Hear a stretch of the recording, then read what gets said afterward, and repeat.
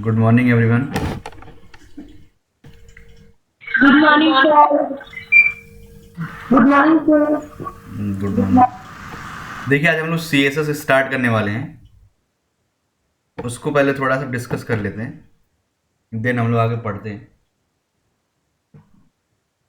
सी S S C S S का full name होता है कैस्केडिंग स्टाइल सीट। इसका यूज जो होता है किसी वेब पेज में स्टाइलिंग देने के लिए, ठीक है। और यदि हम सी एस एस को यूज कर रहे हैं, उसके लिए हमारे पास तीन टाइप हैं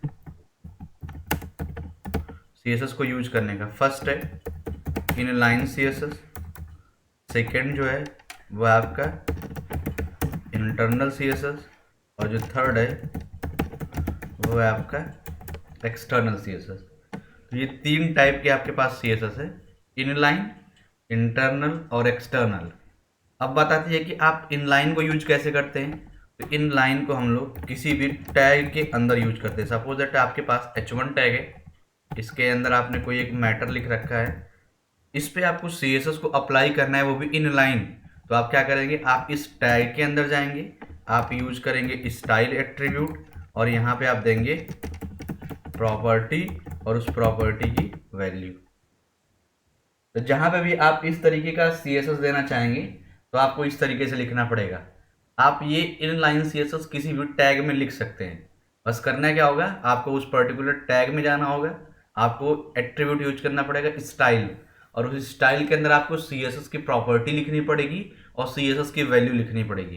मीन सी एस एस में दो चीज़ें होती हैं। फर्स्ट होती है आपकी प्रॉपर्टी, ये बिल्ट इन होती है, ठीक है। और सेकेंड होती है आपकी वैल्यू, जो यूजर पास कर रहा होता है। तो सी एस एस में आपको दो चीज़ें मिलेंगी, एक प्रॉपर्टी जो बनी बनाई मिलेगी, सेकेंड उसका हम क्या वैल्यू यूज कर रहे हैं। तो वैल्यू भी किसी किसी केस में बनी बनाई मिलेगी और किसी केस में आपको चेंज करना होगा अपने अकॉर्डिंग। और सी एस एस के टाइप की बात करें तो सी एस एस को हम लोग तीन तरीके से यूज कर सकते हैं, इनलाइन, इंटरनल और एक्सटर्नल। ये तीन टाइप आपके हो गए।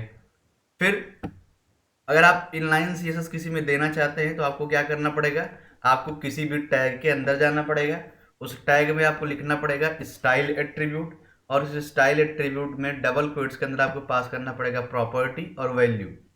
फिर आप इस एलिमेंट पे और भी प्रॉपर्टी और वैल्यू देना चाहते हैं, या इस एलिमेंट की और आप स्टाइलिंग पास करना चाहते हैं, तो उस केस में क्या करना पड़ेगा, उस केस में आपको यहाँ पे सेमी कॉलन यूज करना पड़ेगा और नेक्स्ट प्रॉपर्टी कॉलन उसकी वैल्यू पास करनी पड़ेगी, ठीक है। ये काम करना पड़ेगा, प्रॉपर्टी का name, value, semi colon, property का नेम, वैल्यू।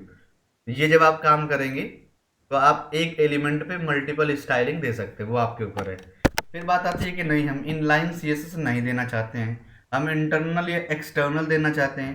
तो उस केस में हमें क्या करना पड़ेगा, तो जब आप इंटरनल और एक्सटर्नल की बात करते हैं तो यहाँ पे आपका एक नया कॉन्सेप्ट ऐड ऑन होता है। उस कॉन्सेप्ट का नेम है सेलेक्टर, ठीक है। अगर आप इनलाइन सी एस एस देते हैं तब तो कोई दिक्कत नहीं है, आप अभी देख पाए कि इनलाइन सी एस एस कैसे लिखेंगे। बट जैसे ही बात आती है कि हम इनलाइन नहीं देना चाहते हैं, हम इंटरनल और एक्सटर्नल देना चाहते हैं, तो इंटरनल और एक्सटर्नल के केस में क्या होगा, इंटरनल और एक्सटर्नल केस में अब आपको यूज करना पड़ेगा सेलेक्टर। सेलेक्टर क्यों यूज करने की जरूरत पड़ती है, इसको आप समझिए।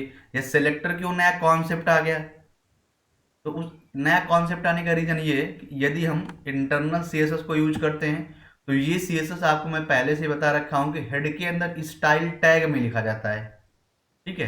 ध्यान दीजिएगा, इंटरनल सीएसएस मैंने आपको स्टार्टिंग में फर्स्ट डे बताया था कि आप इंटरनल सीएसएस को हेड के अंदर स्टाइल टैग में लिखते हैं, वो आपका होता है इंटरनल सीएसएस। अब इंटरनल और एक्सटर्नल में सेलेक्टर की क्यों जरूरत पड़ी, इसका मतलब समझिए। आप अच्छे से जानते होंगे कि आपका कंटेंट या एलिमेंट बॉडी टैग के अंदर लिखा जाएगा, और बॉडी टैग के अंदर लिखा एलिमेंट का जो इंटरनल सीएसएस होगा वो हेड के स्टाइल में लिखा जाएगा। तो हेड के लिखे स्टाइल में सीएसएस को बॉडी में लिखे एलिमेंट पे अप्लाई करने के लिए कोई ना कोई कम्युनिकेशन चाहिए, कोई ना कोई उसके बीच कनेक्शन चाहिए, तो वो कनेक्शन इस्टेब्लिश करता है आपका सेलेक्टर। ऐसे ही एक्सटर्नल सीएसएस में मैंने आपको बता रखा है कि एक्सटर्नल सीएसएस में आपको एक नया अलग से पेज बनाना पड़ेगा, जिसमें केवल और केवल सीएसएस की कोडिंग लिखनी पड़ेगी। तो सोचिए आप कि आपका एक और पेज बना हुआ है जिसमें केवल सीएसएस लिखा हुआ है, एक आपका फर्स्ट पेज बना हुआ है जिसमें बॉडी के अंदर आपका एचटीएमएल का एलिमेंट लिखा हुआ है। तो उस दोनों पेज के बीच में कनेक्शन इस्टेब्लिश करने के लिए, उस दोनों पेज के बीच में उस सीएसएस को अप्लाई करने के लिए आपको क्या करना पड़ेगा, आपको यूज करना पड़ेगा लिंक टैग, और लिंक टैग के साथ आपको यूज करना पड़ेगा सेलेक्टर। तब जाकर के आप एक्सटर्नल सीएसएस दे पाएंगे। तो पहले आप सेलेक्टर समझ लीजिए। सेलेक्टर के भी कई टाइप्स हैं।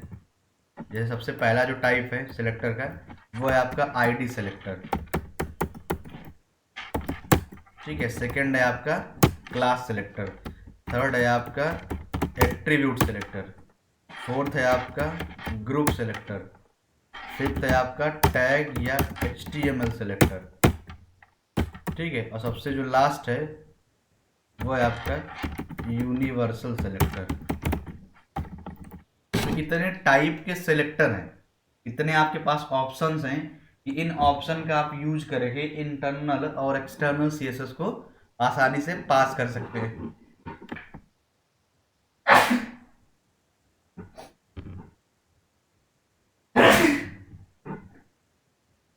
अब देखते हैं, यदि आप आईडी सेलेक्टर को यूज कर रहे हैं तो इनके लिए अपना इनका सिंबल भी बना हुआ है। आपको आईडी सेलेक्टर के लिए यूज करना पड़ेगा हैज। अगर आप क्लास सेलेक्टर यूज करते हैं तो इसके लिए आपको यूज करना पड़ेगा डॉट। आप एट्रीब्यूट सेलेक्टर यूज कर रहे हैं तो आपको देना पड़ेगा एट्रीब्यूट का नेम। आप यदि ग्रुप सेलेक्टर यूज कर रहे हैं तो आपको देना पड़ेगा ग्रुप का नेम। आप यदि HTML या टैग सेलेक्टर का यूज कर रहे हैं तो आपको देना पड़ेगा टैग का नेम। और यदि आप यूनिवर्सल यूज कर रहे हैं तो आपको यूज करना पड़ेगा एस्ट्रिक। तो ये इनके सिंबल्स भी हैं सेलेक्टर को यूज करने के। और यदि हम इंटरनल की बात करें तो हम कैसे लिखते हैं? इंटरनल में सबसे पहले तो हम बॉडी टैग के अंदर कोई ना कोई टैग लिखते हैं। सपोज मैंने P टैग ले लिया, इसके अंदर मैंने एक कोड लिख दिया। अब इस कोड पे हमें इंटरनल सीएसएस देना है तो हम क्या करते थे, हम हेड टैग के अंदर जाते थे। मैंने यहाँ पे पूरा HTML नहीं लिखा है, बस आपको समझाने के लिए मैं लिख रहा हूँ। अब यहाँ पे हमें सीएसएस देना है इंटरनल, तो हम क्या करते हैं, सबसे पहले हम स्टाइल टैग को ओपन करते हैं और क्लोज करते हैं। इसके अंदर हम पास करते हैं इंटरनल सीएसएस। और इंटरनल सीएसएस लिखने का थोड़ा सा तरीका चेंज हो जाता है। वो कैसे? अब यहाँ पे मैं डायरेक्ट लिख रहा हूँ P। ये P लिखने का मतलब कि आप यूज कर रहे हैं टैग सेलेक्टर, टैग या HTML। आपने डायरेक्ट टैग का नेम पास कर दिया। ठीक है। यहाँ पे मैंने लिखा प्रॉपर्टी और कॉलम वैल्यू। तो ये तरीका आपका होता है इंटरनल सीएसएस लिखने का। अब एक्सटर्नल सीएसएस लिखने की बात आती है तो सेम फंक्शनैलिटी होती है। सपोज दैट आपने यहीं पे एक और टैग ले लिया H2 और इसमें आपने लिख दिया ये।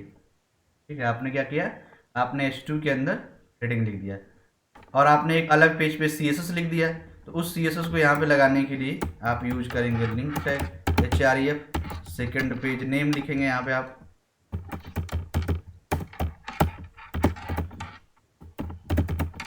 .css और साथ में लिखेंगे आप rel और यहाँ पास करेंगे आप स्टाइल शीट। ठीक है। तो आप देख पाएंगे कि ये आपका एक्सटर्नल CSS भी लिंक हो जाएगा। तो ये तरीका आपका इंटरनल और एक्सटर्नल का। इंटरनल में हाँ बताएं सर, स्टाइल टैग के बाहर लिखा जाएगा? हाँ मतलब लिंक स्टाइल, कराया जाएगा? हाँ स्टाइल टैग के बाद लिखा जाएगा ना। ये दो अलग अलग टैग है। स्टाइल एक अलग टैग है, लिंक एक अलग टैग है। इस स्टाइल का वर्क हो रहा है इंटरनल CSS देने के लिए। किसका CSS देने के लिए? Internal CSS। और जो आपका ये लिंक टैग है ये यूज किया जा रहा है आपके एक्सटर्नल CSS को लिंक कराने के लिए। ठीक है। एक्सटर्नल CSS जो आपका बना हुआ है उसको लिंक कराने के लिए इसको यूज किया जा रहा है। तो ये अलग दोनों टैग है तो अलग अलग लिखे जाएंगे, एक के अंदर एक नहीं लिखा जाएगा। हाँ हेड टैग के अंदर लिखे जाएंगे, इतना ध्यान देना है। यहाँ पे जो हेड टैग ओपन है यहाँ पे क्लोज है, इसी के अंदर होना चाहिए, स्टाइल भी उसी के अंदर होना चाहिए और लिंक भी उसी के अंदर होना चाहिए। अभी हम ओके लोग सर, इसको ओके। इसी को भी हम लोग प्रैक्टिकल करके देखेंगे। फिर बात आती है कि आप जब भी एक्सटर्नल सीएसएस लिखेंगे, दो चीज़ यहाँ पे और आपको समझनी है। यदि आप इनलाइन सीएसएस लिख रहे हैं या आप इंटरनल सीएसएस लिख रहे हैं, इन दोनों के केस में जो आपका पेज होगा वो डॉट एच से ही सेव होगा। अभी तक जो जिस तरीके से आप सेव करते आए उसमें कुछ भी नया नहीं होगा। बट जैसे ही आप एक्सटर्नल सीएसएस की तरह आप मूव करेंगे, आपको जो सेव करने का तरीका है वो डॉट सीएसएस हो जाएगा, क्योंकि एक्सटर्नल सीएसएस के केस में केवल और केवल हम उस पेज पे सीएसएस ही लिखते हैं, एचटीएमएल या इसका कोई भी टैग यूज नहीं करते हैं। तो जब हम उस पेज को सेव करते हैं अपने फोल्डर में, अपने सिस्टम में, तो उसका जो एक्सटेंशन होता है वो डॉट सीएसएस होता है। ठीक है, तो इसका सीएसएस का एक्सटेंशन होगा आपका डॉट सीएसएस। एचटीएमएल में दो आपके टाइप थे, दो एक्सटेंशन थे, डॉट एचटीएमएल और डॉट एचटीएम। फिर अगर बात करते हैं सीएसएस के लेटेस्ट वर्जन की, तो इसका लेटेस्ट वर्जन है सीएसएस 3। ठीक है, इसका लेटेस्ट वर्जन है सीएसएस 3। अगर इसके इन्वेंटर की बात करें तो इसके इन्वेंटर है हैकॉन व्यूमली। ठीक है, एचटीएमएल के डेवलपर या इन्वेंटर थे टिम बर्नर्स-ली, सीएसएस के डेवलपर और इन्वेंटर है हैकॉन व्यूमली। ठीक है, तो आज के मार्केट में सीएसएस 3 वर्जन चल रहा है। इस सीएसएस 3 में क्या नया चीज़ें आई हुई हैं? इस सीएसएस 3 में आपका आया हुआ एनिमेशन। ठीक है, इससे पहले एनिमेशन नहीं था, बट सीएसएस 3 में एनिमेशन का भी पार्ट ला दिया गया है। मीन्स आप सीएसएस का यूज करके किसी वेब पेज में एनिमेशन को अप्लाई कर सकते हैं, एनिमेशन को आप लगा सकते हैं। ठीक है, तो चलिए अब एक पेज हम लोग क्रिएट करते हैं और पेज क्रिएट करके उस पर इंटरनल, इनलाइन, एक्सटर्नल सीएसएस का पहले वर्क देखते हैं। मैं एक नया पेज क्रिएट कर रहा हूँ। इस नए पेज में HTML को open, close, header tag open, header tag close, body tag open, body tag close. Save किया मैंने इसको। सेव कहाँ पे करेंगे? फोल्डर के अंदर अपने सेव कर देंगे। अपने प्रोग्राम का हम नेम दे देते हैं प्रोग्राम .html। ठीक है, अब यहाँ पे सबसे पहले हम इंटरनल इनलाइन सीएसएस का वर्क देखते हैं। तो मैंने यहाँ पे लिखा h1 टैग।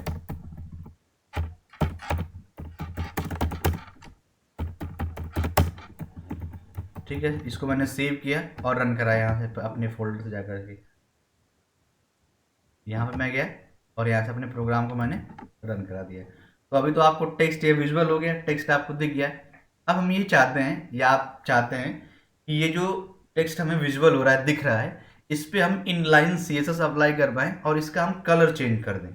ठीक है, सीएसएस का यूज करके हम कलर चेंज कर दें, क्योंकि आपके पास HTML का टैग नहीं था जिसका यूज करके आप कलर चेंज कर दें।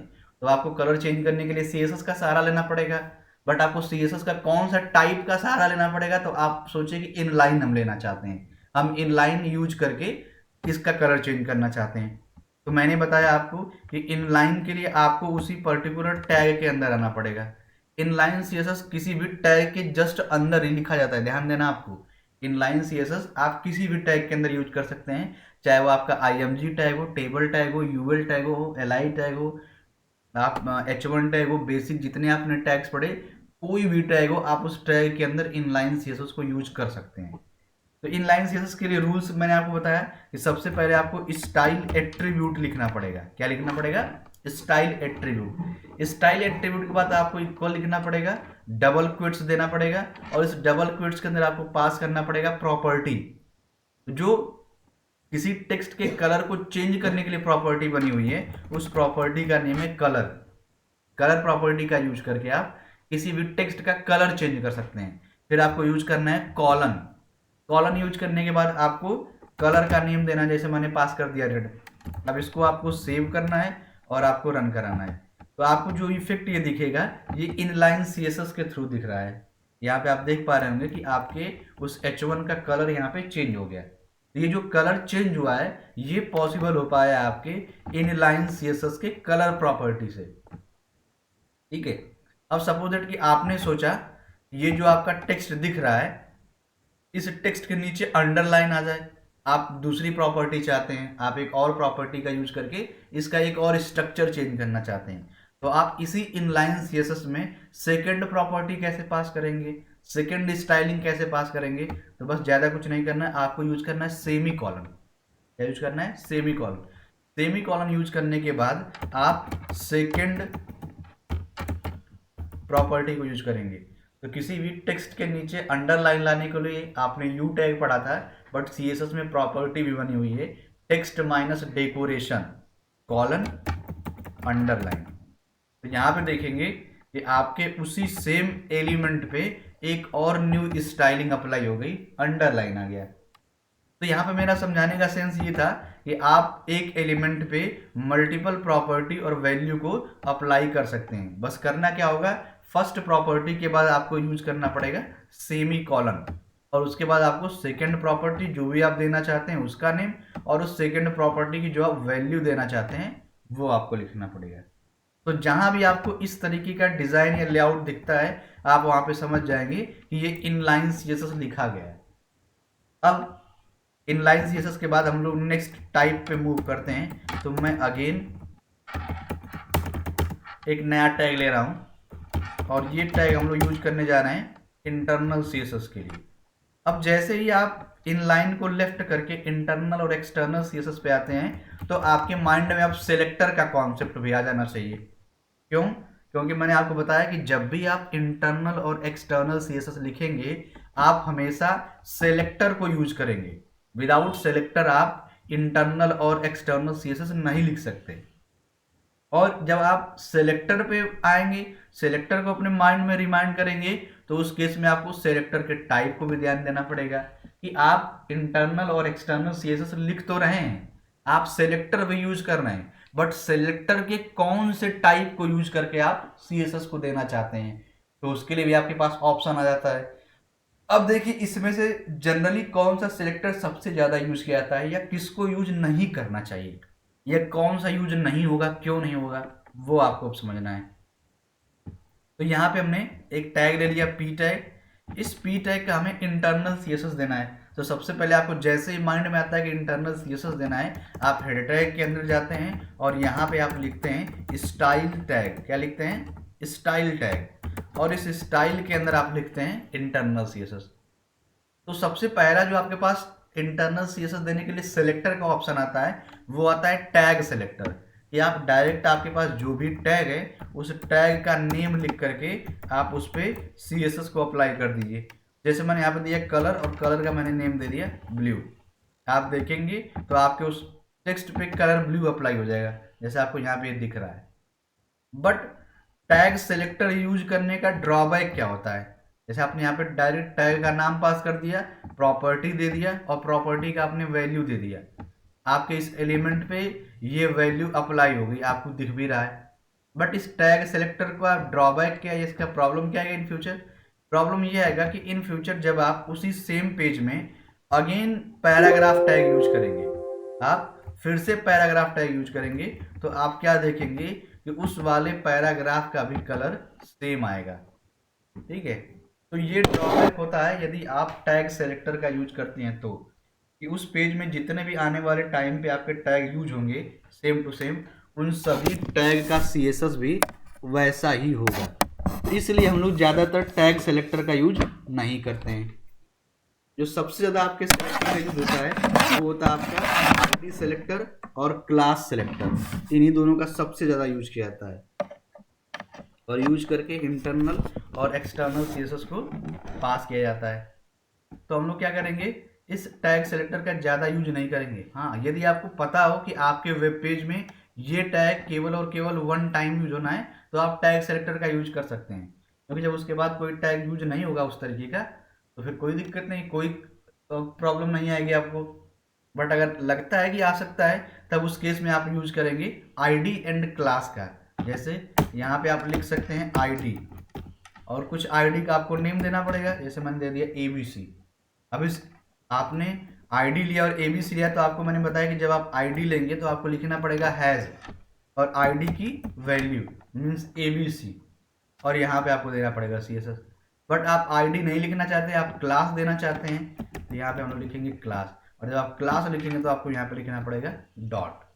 तो आईडी और क्लास दोनों की कंडीशन सेम होती है, दोनों के सीएसएस लिखने का तरीका सेम होता है, बस डिफरेंट होता है तो उनके सिंबल में। ठीक है, कि आप आईडी का यूज कर रहे हैं यूनिक पर्पज से और क्लास का यूज कर रहे हैं आप एक जैसे मल्टीपल पर्पज से। सपोज दैट कि आपके पास 4 बॉक्सेज हैं, उन चारों बॉक्सेस का आप डिफरेंट डिफरेंट स्टाइलिंग देना चाहते हैं, उन चारों बॉक्सेस का आप बैकग्राउंड कलर अलग अलग देना चाहते हैं, तो उस केस में आप यूज करेंगे आईडी का। बट आप चाहते हैं कि जो आपके वो चारों बॉक्स हैं उन सभी चारों बॉक्स का कलर एक जैसा हो जाए, तो आप उस केस में क्या यूज करेंगे, आप उस केस में यूज करेंगे क्लास का। ठीक है, आप उस केस में यूज करेंगे क्लास का। तो जहां भी आपको मल्टीपल एलिमेंट की डिफरेंट डिफरेंट स्टाइलिंग देनी हो वहां पे आप यूज करेंगे आईडी की, और जहां पे आपको मल्टीपल एलिमेंट की एक जैसी स्टाइलिंग देनी हो वहां पे आप यूज करेंगे क्लास का। टैग नेम सब में होता है, आप टैग नेम का डायरेक्टली यूज कर सकते हैं, बट मैंने उसका ड्रॉबैक बता दिया है कि टैग सेलेक्टर यूज करने से उस टैग अगर फिर से आपके उस वेब पेज में आता है तो उस सेकेंड टैग का भी वही सेम स्ट्रक्चर होगा जो आपने पहले के लिए दे रखा होगा। फिर यहाँ पे हम लोग एट्रीब्यूट सेलेक्टर का यूज क्यों नहीं कर सकते, क्योंकि यहाँ पे स्पी टैग के लिए कोई एट्रीब्यूट नहीं है। ग्रुप सेलेक्टर का भी आप यूज नहीं कर सकते क्योंकि यहाँ पे कोई ग्रुप नहीं है। ग्रुप सेलेक्टर का वहाँ पे यूज होता है जैसे यूएल के एलआई के ए में, टेबल के टीआर के टीएच के टीडी में, ये हुआ ग्रुप सेलेक्टर, मतलब किसी के अंदर टैग से अंदर टैग के अंदर टैग में जाकर के प्रॉपर्टी को पास करना। ये जो टेबल के अंदर टीआर है उसके अंदर जो टीएच है उसके अंदर जो टीडी है उस पर जाकर के कलर अप्लाई हो जाए, इसको बोलते हैं ग्रुप सेलेक्टर। या यूएल टैग के एल आई टैग के ए टैग के अंदर जाकर के सी एस एस अप्लाई हो जाए, इसको बोलते हैं ग्रुप सेलेक्टर। या किसी टैग के अंदर कोई टैग यूज किया गया है उस सेकंड वाले टैग पे सी एस एस अप्लाई बोलना है तो उसको हम लोग बोलते हैं ग्रुप सेलेक्टर। एट्रीब्यूट का आपको पता है कि जैसे इनपुट टाइप टेक्स्ट, तो इनपुट एक टैग हो गया, टाइप आपका एट्रीब्यूट हो गया, तो जहां पे इस टाइप के एट्रीब्यूट्स होंगे वहां पे आप एट्रीब्यूट सेलेक्टर यूज कर लेंगे। टैग सेलेक्टर का आपने वर्क अभी देखा, आईडी और क्लास का भी आपने अभी वर्क देखा। तो इन सेलेक्टर की अपनी अपनी सिचुएशन है इनको यूज करने का, आप चाहे जैसी सिचुएशन हो उसके अकॉर्डिंग आप यूज कर सकते हैं, बट जनरली जो आप यूज करेंगे वो या तो आप आईडी का यूज करेंगे या तो आप क्लास का यूज करेंगे, इन्हीं दोनों में से किसी का यूज करेंगे और आपके एलिमेंट की स्टाइलिंग चेंज रहेगी। जैसे देखिए जब मैंने पी टैग यूज किया था यहाँ पे तो दोनों का कलर एक जैसा था ना, यहाँ पे जैसे मैंने पी यूज कर लिया तो आप देखेंगे दोनों का कलर एक जैसा है यहाँ पे। बट मैंने टैग सेलेक्टर ना लेकर के मैंने क्लास सेलेक्टर ले लिया, तो आप देखेंगे कि जिसका आपने डॉट एबीसी डिफाइन किया है या एबीसी वैल्यू दिया है उसी का कलर चेंज होगा, बाकी का नहीं होगा। ये फायदा होता है। आपको यदि जरूरत है कि हमें दोनों टेक्स्ट का कलर सेम रखना हो तब वहां पे आप यूज कर लीजिए टैग सेलेक्टर का, बट आपको वहां पे यदि डिफरेंट डिफरेंट रखना हो तब आपको आईडी और क्लास का यूज करना पड़ेगा, तभी आप दोनों के सीएसएस को डिफरेंट डिफरेंट लिख पाएंगे, तभी आप दोनों के सीएसएस को अलग अलग लिख पाएंगे, नहीं तो आप अलग नहीं लिख पाएंगे।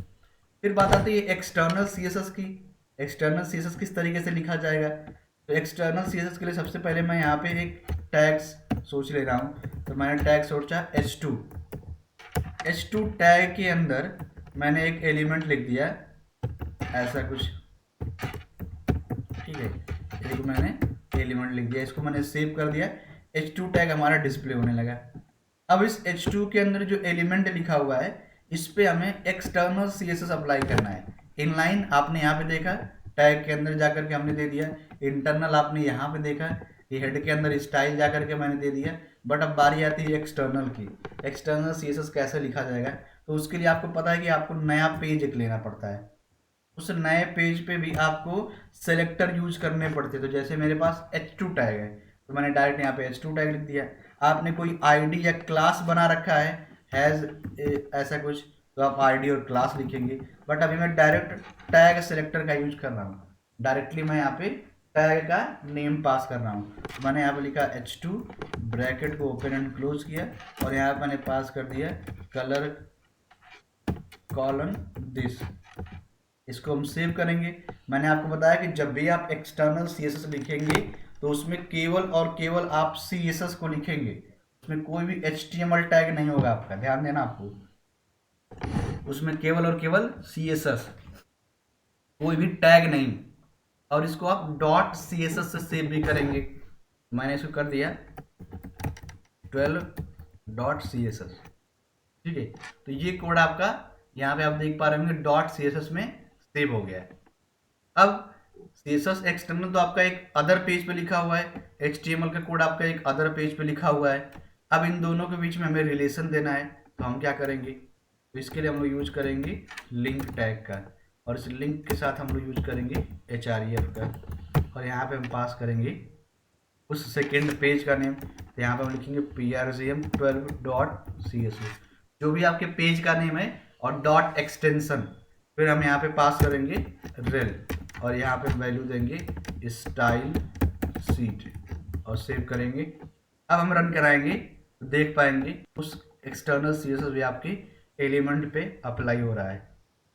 तो ये तरीका होता है आपके CSS के टाइप को लिखने का।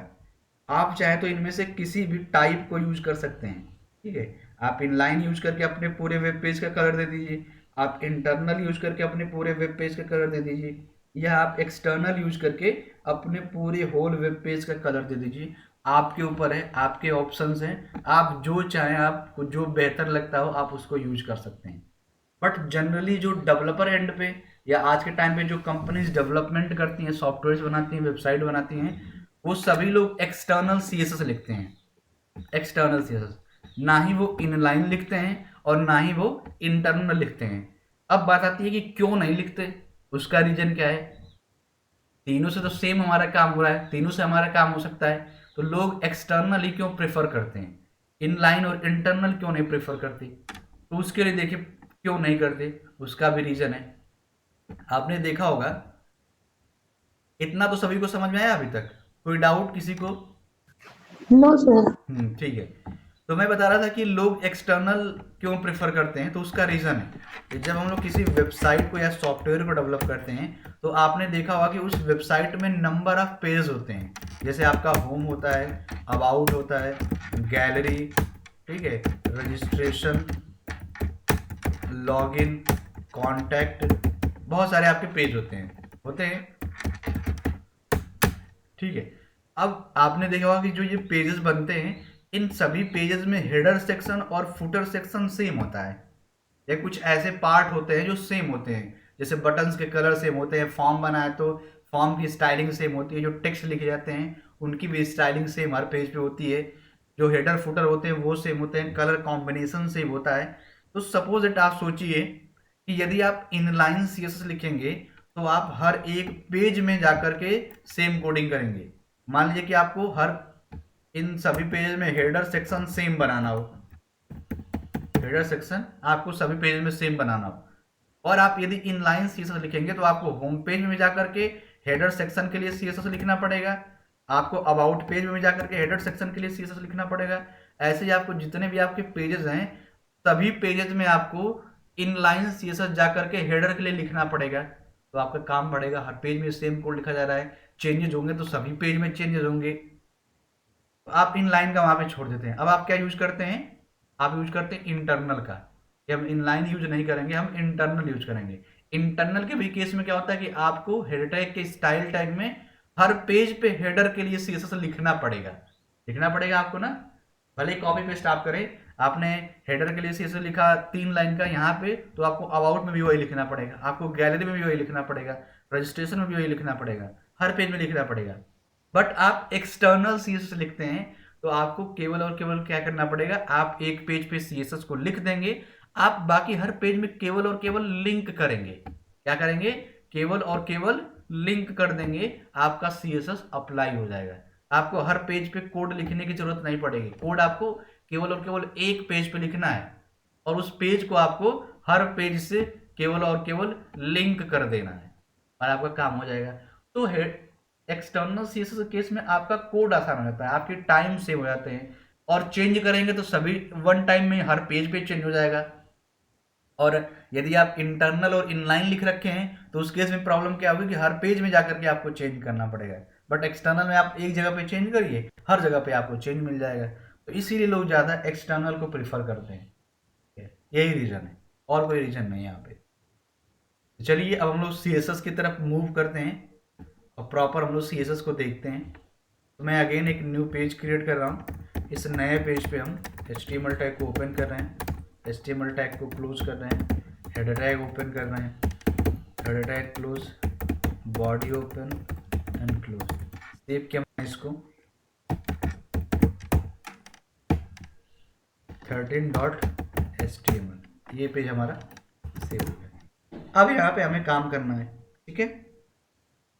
तो सबसे पहले हम लोग टैग पढ़ते हैं, डिव टैग। डिव टैग का मैंने कल थोड़ा सा आपको बताया था कि अगर आपको अपने वेब पेज को मल्टीपल पार्ट में डिवाइड करना है, डिवीजन देना है, या उसको कई पार्ट में आर्किटेक्चर देना है, तो वहाँ पे हम लोग यूज करते हैं डिव टैग का। डिव टैग आपका पेयर टैग होता है, तो डिव टैग ओपन और डिव टैग आपका क्लोज।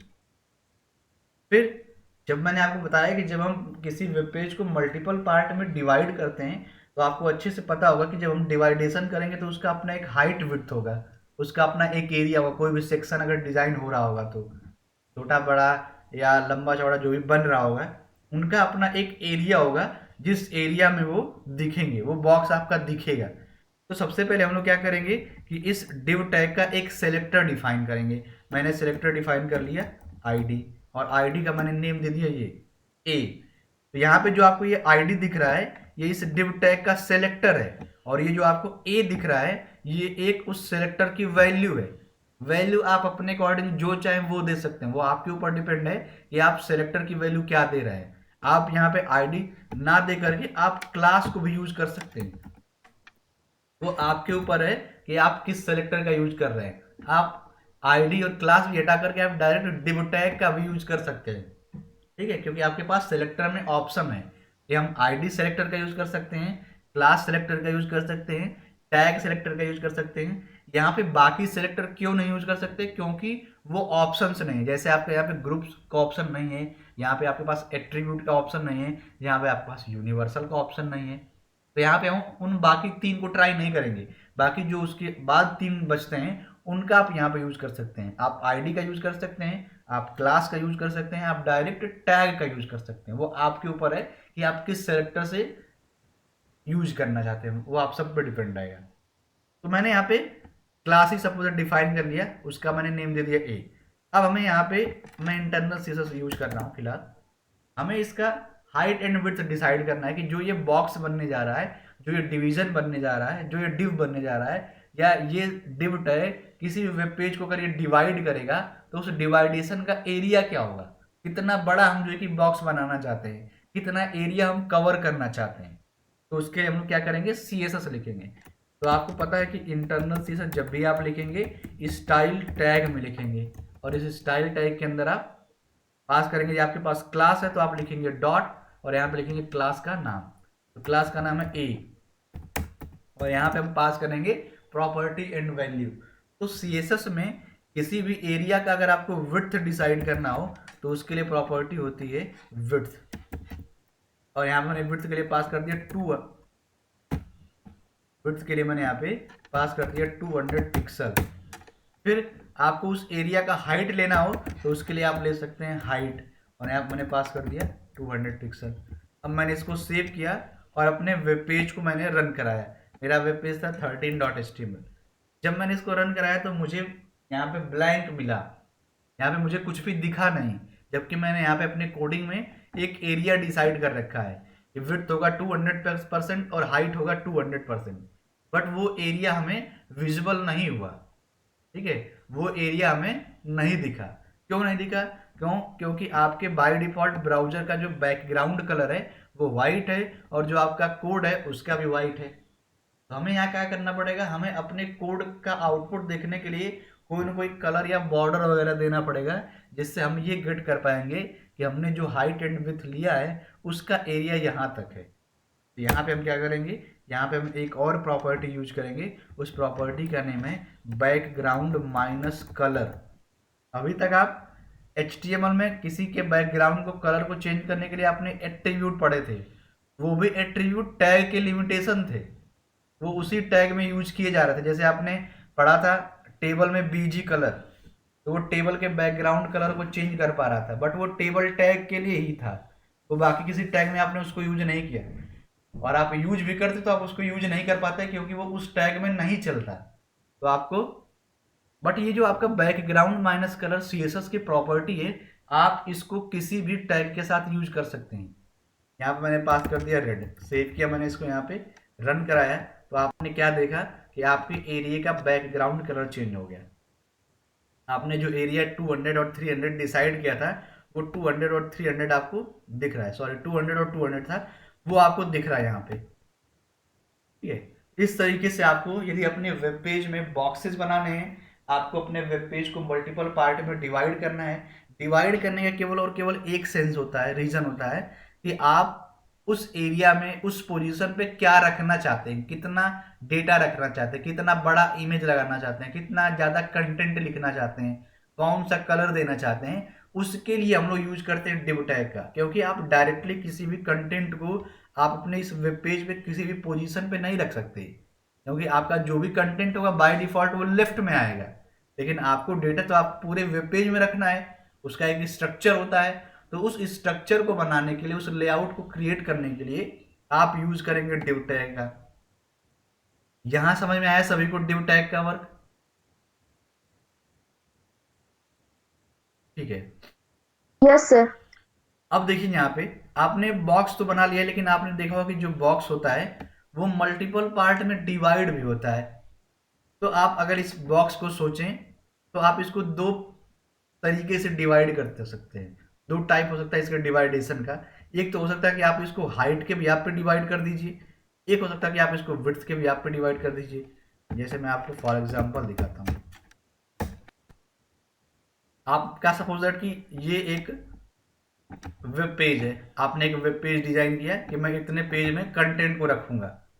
अब इस वेब पेज को अगर डिवाइड करने की बात आती है तो आपके पास दो ऑप्शन आता है, या तो आप इसको विड्थ के भी आप पे डिवाइड कर दीजिए दो पार्ट में, ठीक है, या तो आप इसको हाइट के भी आप पे दो पार्ट में डिवाइड कर दीजिए, ये आपके पास ऑप्शन हो सकता है। तो कोई भी बॉक्स दो सेक्शन में डिवाइड हो सकता है, या तो वो हाइट के भी आप पे डिवाइड होगा, या तो वो विड्थ के भी आप पे डिवाइड होगा। जैसे एक और एग्जांपल हम लोग समझते हैं, आपका पूरा ये वेब पेज है, जब इस वेब पेज में हम कोई भी कंटेंट बनाते हैं तो सेक्शन वाइज बनाते हैं कि इस सेक्शन में हमारा हेडर सेक्शन रहेगा, इस सेक्शन में हमारा स्लाइडर रहेगा, इस सेक्शन में हमारा कंटेंट रहेगा, इस सेक्शन में हमारा फुटर रहेगा।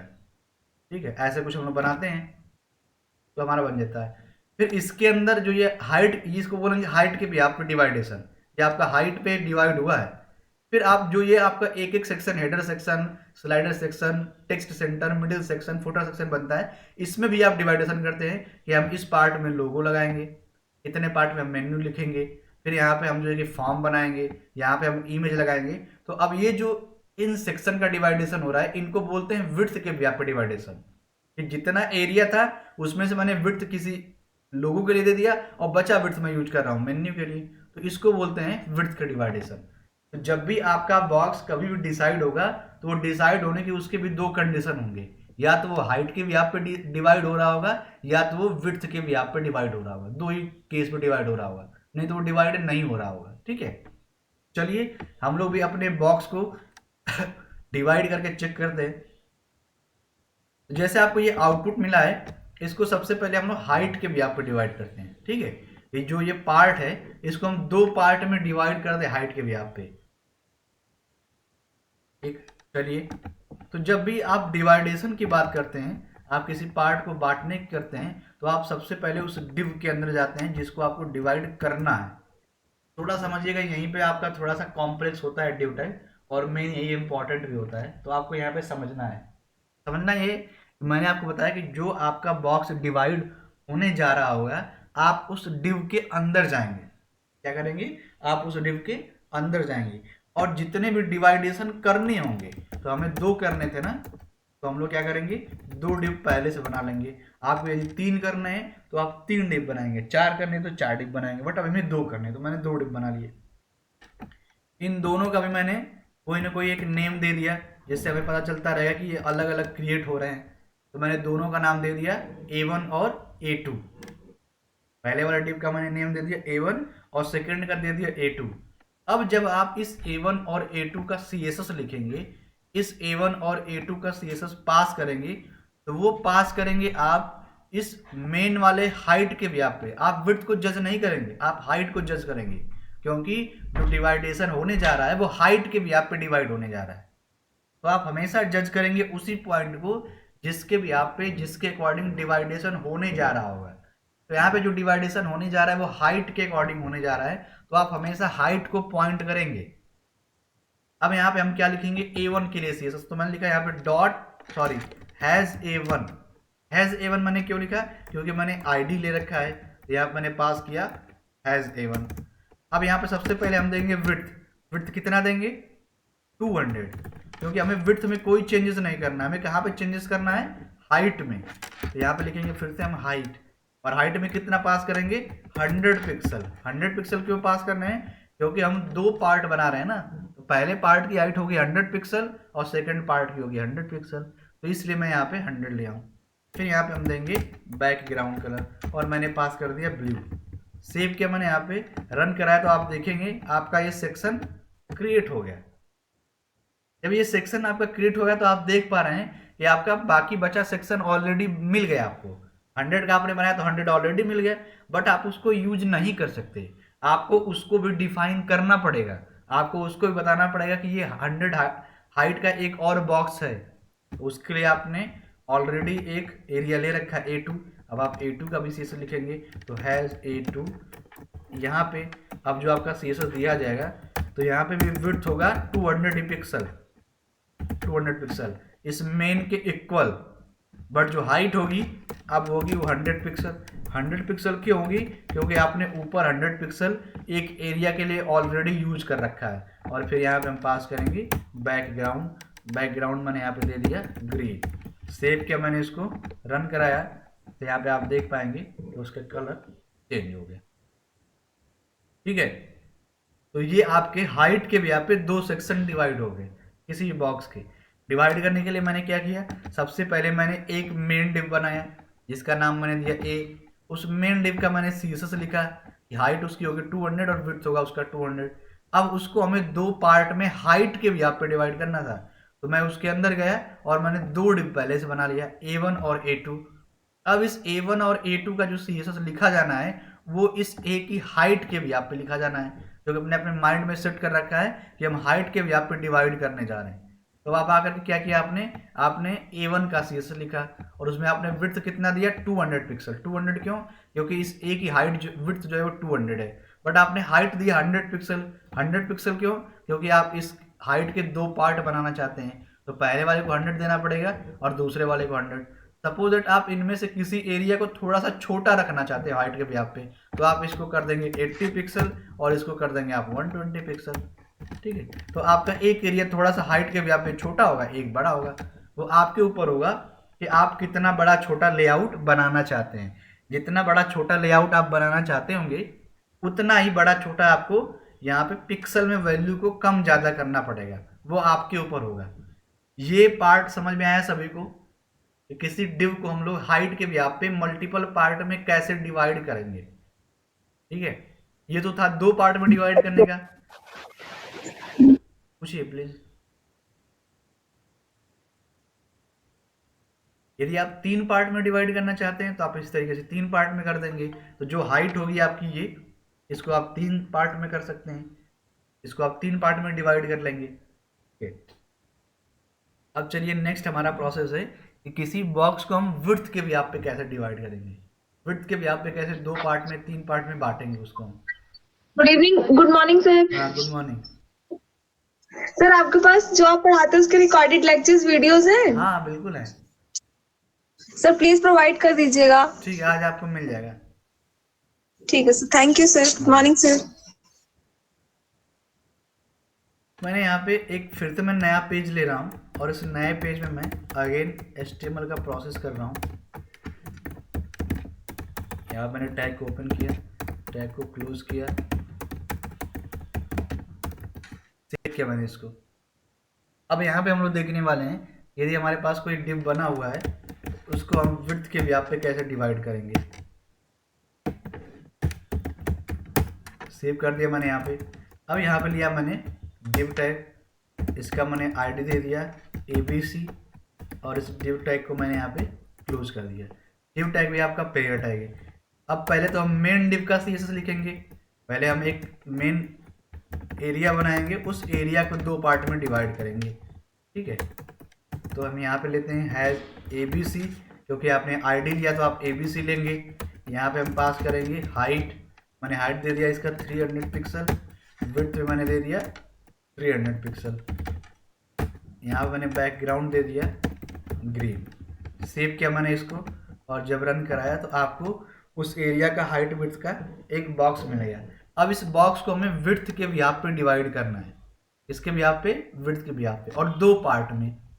तो हम यहाँ पे आएंगे और यहाँ पे 2 पार्ट में डिवाइड करने के लिए हम यहाँ पे CSS को लिखेंगे। तो CSS को लिखने के लिए हम लिखेंगे div। सर हाँ बताएं। सर आवाज फंस रही है। मेरे यहाँ तो इंटरनेट प्रॉपर चल रहा है। 1 मिनट में फिर से चेक कर लेता हूँ यहाँ पर। सर क्लियर आ रही है वॉइस। ओके ओके, ठीक है। तो मैंने यहाँ पे एक आईडी ले लिया A1 सपोज दैट, और एक मैं सेकंड ले लिया A2। ये 2 डिव मैंने ले लिया। क्यों? क्योंकि हमें ये जो ABC डिव बना है, मेन डिव जिसको आप बोल सकते हैं, इसको हम 2 पार्ट में डिवाइड करने जा रहे हैं। तो जितने पार्ट में आप डिवाइड करने जाते हैं उतना डिव आप पहले से क्रिएट कर लेते हैं और उनका आप आईडी या क्लास सेट कर लेते हैं। इसके अकॉर्डिंग आप CSS को देंगे। अब ये जो A1 और A2 का CSS लिखा जाएगा वो इस ABC के विड्थ के बिहाफ पे लिखा जाएगा। ध्यान दीजिएगा, इसके बिहाफ पे, विड्थ के बिहाफ पे। जब भी आप CSS लिखेंगे वो इस विड्थ के अकॉर्डिंग होगा। हाइट तो पूरा का पूरा होगा, बट जो ये विड्थ होगा ये 2 पार्ट में बट जाएगा। चलिए अब यहाँ पे CSS लिखते हैं। तो मैंने लिखा यहाँ पे हैज A1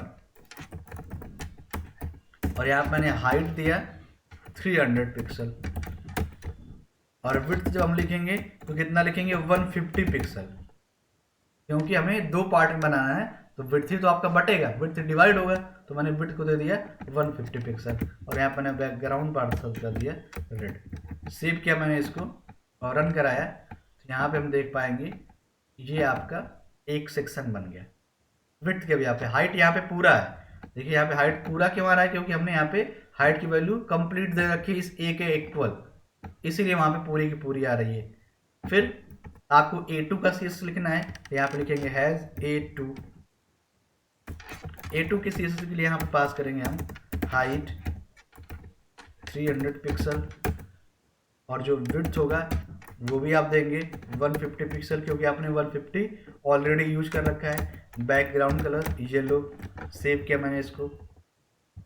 अब रन कराएंगे तो आप क्या देख पाएंगे कि आपका बैकग्राउंड नीचे आ गया।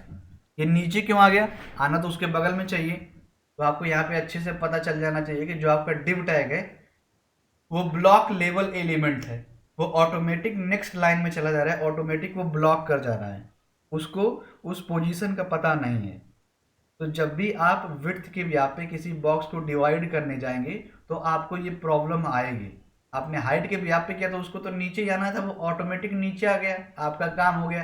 लेकिन जब आप विड्थ के व्याप पे जाएंगे तो ये ऑटोमेटिक नीचे आएगा। तो आप सोचेंगे कि ये प्रॉब्लम क्या आ रही है, बट ये प्रॉब्लम नहीं है। ये div की बाय डिफॉल्ट क्वालिटी है, फंक्शनैलिटी है। ये ब्लॉक लेवल एलिमेंट होने से ऑटोमेटिक ब्लॉक हो जा रहा है, ये नेक्स्ट एरिया में चला जा रहा है, ठीक है। बट हमें क्या करना है? हमें तो ये करना है कि ये इस पोजीशन पे आए, जो ब्लैंक पोजीशन है जिस पे यहाँ पे आना है। तो इसके लिए आपको एक और प्रॉपर्टी का यूज करना पड़ता है। उस प्रॉपर्टी करने में फ्लोट लेफ्ट यूज करते हैं, फ्लोट लेफ्ट। अब मैंने पास कर दिया कि ये जो A2 सेक्शन है, जो ये येलो सेक्शन है जो नीचे आ गया, ये लेफ्ट में चला जाए, बट ये लेफ्ट में नहीं जाए। तो इसके लिए एक और काम करना पड़ता है कि इसी फ्लोट लेफ्ट को आपको उसके ऊपर वाले एरिया में भी पास करना पड़ता है। क्यों पास करना पड़ता है? क्योंकि हमें बताना पड़ता है कि किस सेक्शन को आप लेफ्ट में ले जा रहे हैं और किसके लेफ्ट में ले जा रहे हैं। तो हम क्या बता रहे हैं यहाँ पे कि हम येलो पार्ट को लेफ्ट में ले जा रहे हैं, इस रेड के लेफ्ट में ले जा रहे हैं। तो इसीलिए मैंने फ्लोट लेफ्ट प्रॉपर्टी को येलो सेक्शन में भी पास कर रखा है और रेड सेक्शन में भी पास कर रखा है। अब मैंने इसको सेव किया और रन कराया तो आप देखेंगे आपका दोनों बॉक्स आ जाएंगे विड्थ के व्याप पे। तो जब भी आप विड्थ के व्याप पे डिवाइड करने जाएंगे तो आपको ये सिचुएशन फेस करना ही करना पड़ेगा कि आपका जो फर्स्ट बॉक्स के बाद वाले जितने बॉक्स होंगे वो ऑटोमेटिक नेक्स्ट लाइन में आ जाएंगे या लाइन को ब्रेक कर जाएंगे। उनको पहले वाले बॉक्स के जस्ट बगल में लाना है तो आपको फ्लोट लेफ्ट प्रॉपर्टी का यूज करना पड़ेगा और वो फ्लोट लेफ्ट प्रॉपर्टी उस बॉक्स में भी लगेगा जिसको लेफ्ट में ले जाना है और उसके भी लेफ्ट में लगेगा जिसके लेफ्ट में आपका जा रहा है। तो यहाँ पे आपको ध्यान देना पड़ेगा। ये कंडीशन तभी आएगी जब आप विड्थ के व्याप पे डिवाइडेशन करेंगे। विड्थ के व्याप पे यदि आप डिवाइडेशन नहीं करेंगे तो ये प्रॉब्लम नहीं आएगी। ये हमेशा विड्थ के अकॉर्डिंग ही आएगी जब भी आप करेंगे। तो हाइट पे नहीं आएगी क्योंकि हाइट में तो ऑटोमेटिक वो नीचे आ ही रहा है, उसमें कोई प्रॉब्लम ही नहीं है। आपके पास जब ये प्रॉब्लम तभी आएगी जब आप विड्थ के व्याप पे काम करेंगे तब, हाइट पे नहीं। ठीक है, ये कोड था, इसको एक बार और आप समझ लीजिए। सबसे पहले मैंने क्या किया है, सबसे पहले मैंने एक मेन डिव बनाया है, एक आउटर बनाया है, एक मेन एरिया क्रिएट किया है। उस मेन एरिया का मैंने CSS दे दिया यहाँ पे कि हाइट इसकी इतनी होगी, विड्थ इसका इतना होगा, बैकग्राउंड कलर इसका इतना होगा। वो एरिया आपका बन गया ग्रीन कलर का। अब हमने सोचा कि जो ग्रीन कलर का हमारा एरिया बना है उसको हम 2 पार्ट में और डिवाइड कर दें और वो जो 2 पार्ट बने वो विड्थ के व्याप पे बने। तो विड्थ के व्याप पे बनाने के लिए हमने क्या किया है कि 2 डिव ले लिया है। अब उन 2 डिव का जब मैंने CSS लिखा तो कुछ इस तरीके से लिखा है। पहले डिव का मैंने हाइट कितना दिया है, जितना मेन की हाइट है, आउटर की हाइट है वो दे दिया है। विड्थ मैंने कितना दिया है, जितनी मेन की विड्थ है उसका जस्ट हाफ, और मैंने बैकग्राउंड कलर दे दिया है। फिर मैंने इसी तरीके से एक और सेकेंड डिव का CSS दिया है, उसका भी मैंने हाइट कितना दिया है, जितना मेन की हाइट थी, विड्थ कितना दिया है, जितना विड्थ बच गया था पहले वाले से। फिर मैंने बैकग्राउंड कलर दिया है। जैसे मैंने ये CSS दिया है ये बॉक्स ऑटोमेटिक नेक्स्ट लाइन में आने लगा है, लेकिन हमें उसको इस A1 के बगल में लाना था तो उसके लिए मैंने प्रॉपर्टी यूज किया फ्लोट लेफ्ट। जब मैंने फ्लोट लेफ्ट किया तो भी ये फ्लोट लेफ्ट में आया नहीं है क्योंकि हमें इसे ये बताना पड़ा है कि इसको हमें किसके लेफ्ट में ले जाना है। तो वो फ्लोट लेफ्ट प्रॉपर्टी हम पहले वाले एरिया में भी पास किए हैं, तो वो एलिमेंट आपका लेफ्ट में आ गया है। ठीक है, ये था आपका विड्थ के व्याप पे डिवाइडेशन करने का तरीका। फ्लोट लेफ्ट आपका तभी यूज होगा जब आप विड्थ के व्याप पे डिवाइड कर रहे होंगे। जब भी आप हाइट के व्याप पे डिवाइड करेंगे तो आपको ये काम नहीं करना है, ये विड्थ के व्याप पे केवल कंडीशन आएगी। ठीक है, ये समझ में आया सभी को यहाँ तक? Yes yes sir. ठीक है सर अगर हमें, हाँ बताइए, पूछिए, बिल्कुल पूछिए। सर अगर हमें हाइट और विड्थ एक ही में मतलब करवाना हो, एक ही हाँ वो तो कैसे करें? बिल्कुल बिल्कुल, देखिए अब हम लोग एक एग्जांपल लेते हैं कि हम हाइट और विड्थ को दोनों को एक साथ काम करना चाहते हैं। चलिए देखिए, सबसे पहले हम क्या चाहते हैं कि सबसे पहले एक मेन एरिया डिसाइड कर लें। ये मेन एरिया सपोज दैट आपका डिसाइड हो गया। अब उस मेन एरिया को आप चाहते हैं कि आप पहले हाइट के व्याप पे उसको 3 पार्ट में बांट दें। ठीक है, आपने कुछ ऐसा सोचा, मान लीजिए आपने उसको 3 पार्ट में हाइट के व्याप पे बांट दिया ऐसा। ठीक है, अब इतना इसी को सोचिए। आप सबसे पहले क्या करेंगे, एक मेन डिव बनाएंगे। उस मेन डिव को आप हाइट के व्याप पे 3 पार्ट में बांटेंगे, मीन्स उसके अंदर आप 3 डिव लेंगे। उन तीनों डिव की हाइट इस मेन की हाइट के 3 पार्ट में इक्वल इक्वल डिवाइड हो जाएगी। मान लीजिए आपने हाइट मेन का लिया 300, तो पहले की हो गई 100, दूसरे की हो गई 100, तीसरे की हो गई 100। आपके 3 सेक्शन बन गए। अब इस 3 सेक्शन में आपने सोचा कि ये जो सेकंड वाला सेक्शन है इसको हम विड्थ के व्याप पे 2 पार्ट में बांट दें, ऐसा कुछ आपने सोचा। अब इसी को जो है कि हम लोग देखते हैं वर्क करके ये कैसे बनेगा। इसको समझिए तो आपके सारे क्वेश्चन जो है क्लियर हो जाएंगे। तो मैं फिर से एक न्यू पेज ले रहा हूँ। इस न्यू पेज में जो अभी हम लोगों ने एक डिज़ाइन सोचा है उसी को हम लोग इसमें बनाएंगे, और उसको आप जो है कि थोड़ा सा दिमाग लगा के समझिएगा, तुरंत समझ में आपको आ जाएगा आसानी से। सेव किया मैंने इसको। ठीक है, ये सेव हो गया। तो सबसे पहले आपको मैंने क्या बताया कि सबसे पहले आपको मेन डिव बनाना है, जो सबसे बड़ा वाला आउटर बाहर में बना था। उसके अंदर बाकी के काम होंगे। तो मैंने ये मेन ले लिया, इस मेन का हम CSS यहाँ पे लिखेंगे। तो मैंने यहाँ पे लिखा है style tag open, style tag close. यहाँ पे मैंने ID सेलेक्टर यूज किया है, तो ID सेलेक्टर के लिए सिंबल हैज़। मेन मैंने नेम लिया, तो यहाँ पे लिखेंगे मेन। मैंने बताया था कि वैल्यू आप कुछ भी ले सकते हैं। यहाँ पर मैंने दे दिया हाइट 600 और विड्थ पे मैंने दे दिया 600 पिक्सल और बैकग्राउंड मैंने यहाँ पे दे दिया ऑरेंज। सेव किया तो आपको उतने बड़े एरिया का एक स्पेस मिल जाएगा। ये मिल गया, आपको मिल गया, सभी को दिख रहा होगा। एक 600 हाइट का और 600 विड्थ का एक आपको एरिया दिख रहा होगा।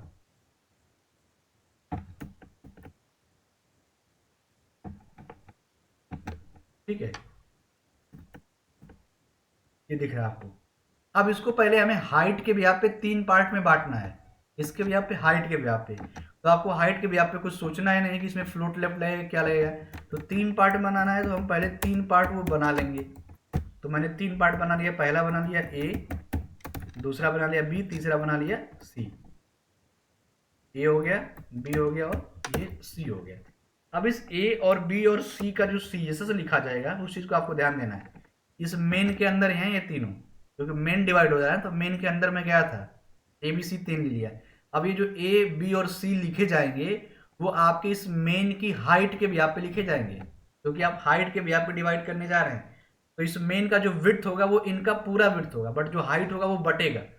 वो देखिए कैसे लिखा जाएगा। तो यहाँ पे लिखेंगे हैज़ ए और इस ए का हम CSS देते हैं। हाइट हमने दे दिया इसका 200 पिक्सल और विड्थ कितना देंगे, विड्थ हम देंगे यहाँ पे 600 पिक्सल और यहाँ पे हम बैकग्राउंड दे देंगे ग्रीन। तो आप देखेंगे एक 200 हाइट का 600 विड्थ का बैकग्राउंड ग्रीन का एक आपका एरिया बन जाएगा, जैसे ये बन गया आपका। फिर आप इसी में एक और एरिया बनाना चाहते हैं, तो उसके लिए आपने बी ले रखा है, तो आप बी का CSS देंगे हैज़ बी।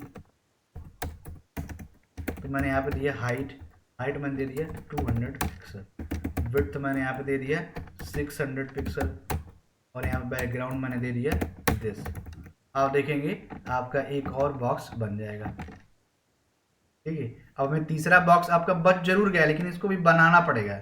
अगर आप इसको बनाएंगे नहीं तो आप यूज नहीं कर सकते। तो अब तीसरे के लिए हम देंगे, तीसरे के लिखेंगे हैज सी, सी का CSS लिखेंगे। यहाँ पर दिया हाइट कॉलन अगेन 200, क्योंकि आपने 400 यहाँ पे यूज कर रखा है, 200 आपने यहाँ पे यूज कर लिया, 200 यहाँ पे और बाकी जो बचा यहाँ पे यूज कर लेगा। बट जो विड्थ रहेगा वो, तो एक चीज़ आप समझ पा रहे होंगे कि जिसके अकॉर्डिंग डिवाइडेशन करना है उसी की वैल्यू बांटी जा रही है। बाकी उसके बाद साइड की जो वैल्यू है वो सेम टू सेम सभी में लिखी जा रही है, उसको टच नहीं किया जा रहा है। टच किसको किया जा रहा है, जिसका डिवाइड होना है, जिसके अकॉर्डिंग डिवाइडेशन होना है, उसको केवल मल्टीपल पार्ट में बांटा जा रहा है। और यहाँ पे भी देख देंगे बैकग्राउंड, बैकग्राउंड मैंने दे दिया पर्पल।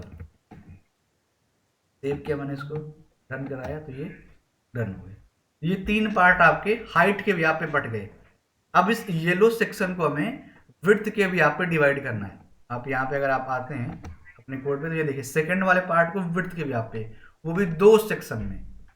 तो आप किस में आएंगे, ये सेकंड सेक्शन आपका कौन सा हुआ, बी हुआ ना, बी जो आपने येलो दे रखा है वो आपका सेकंड सेक्शन हुआ ये। अब इसको हमें 2 पार्ट में विड्थ के भी यहाँ पे करना है। तो आप अब इसके अंदर आएंगे, ध्यान दीजिएगा, आपको स्टार्टिंग से मैं बताते आ रहा हूँ कि जिसका डिवाइडेशन उसके अंदर आप आएंगे। तो ये ओपनिंग और क्लोजिंग का आपको ध्यान देना पड़ेगा। इस ओपनिंग और क्लोजिंग का ध्यान नहीं देंगे तो आपका लेआउट, आपका स्ट्रक्चर खराब हो जाएगा। तो हमें इस बी के अंदर आना है और बी के अंदर 2 पार्ट बनाने हैं। तो जब 2 पार्ट बनाने हैं तो आप 2 डिव लेंगे।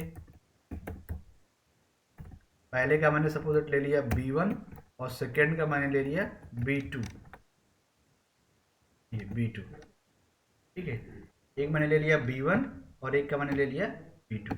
इन दोनों का CSS लिखेंगे।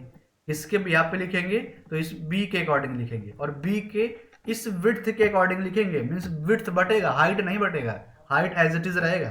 तो यहाँ पे लिखेंगे हैज B1।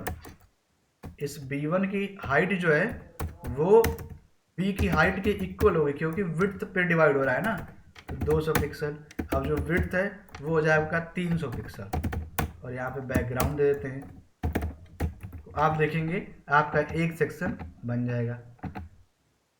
अब सेकंड सेक्शन बनाना है, तो सेकंड सेक्शन के लिए आपने B2 ले रखा है, तो यहाँ पे लिखेंगे आप हैज B2